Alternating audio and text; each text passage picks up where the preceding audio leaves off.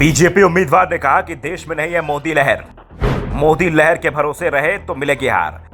संजय राउत ने कहा जो सच था वो सामने आ गया।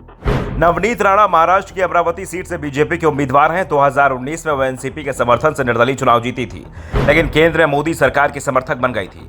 बीजेपी ने उन्हें ही इस बार टिकट दे दिया है, लेकिन नवनीत राणा के बयान ने बीजेपी की फजीहत करा दी। दरअसल उन्होंने एक चुनावी सभा में कहा कि हमें ये चुनाव ऐसे लड़ना होगा जैसे ये ग्राम पंचायत का चुनाव हो।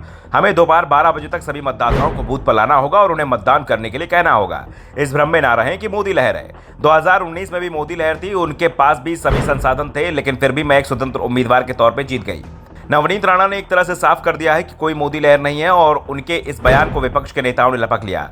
उनके भाषण का वीडियो वायरल हुआ तो एनसीपी पवार गुट के प्रवक्ता महेश तापसे ने कहा, राणा सच बोल रही हैं, इसलिए बीजेपी अन्य दलों से लोगों को ले रही है। बीजेपी उम्मीदवार जमीन पर प्रचार करने के बाद इस सच को समझ गए हैं। बीजेपी खुद जानती है कोई मोदी लहर नहीं है। शिवसेना यूबीटी सांसद संजय राउत ने भी राणा के बयान का समर्थन किया। उन्होंने कहा कि मोदी लहर के बारे में भूल जाइए। क्या मोदी अपनी सीट जीत पाएंगे, ये भी एक सवाल है। हमारी पार्टी के प्रमुख उद्धव ठाकरे पहले ही कह चुके हैं कि बीजेपी को पूरे देश में केवल 45 सीटें मिलेंगी और महाविकास अघाड़ी महाराष्ट्र में सभी 48 सीटें जीतेगी। Bureau report, the Dhakad news.